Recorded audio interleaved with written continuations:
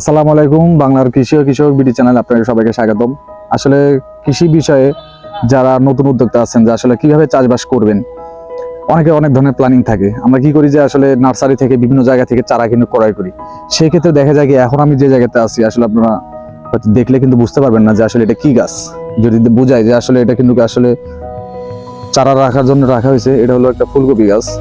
এই ফুলকপি আমরা কি করি, অনেকে যারা কি করি যে চারাটা কিন্তু নার্সারি থেকে বিভিন্ন জায়গায় হাট বাজার থেকে কিনে আনি। সেক্ষেত্রে আপনারা কিন্তু এই ধরনের কিন্তু চারা কিন্তু করতে পারেন। আর যখন আপনারা এইভাবে চারাটা করবেন তখন কিন্তু আপনারা চাইলে কিন্তু অনেকটা সাশ্রয়ী হবেন, যে নিজেরা কিন্তু ইচ্ছা করলে বাগান করতে পারেন।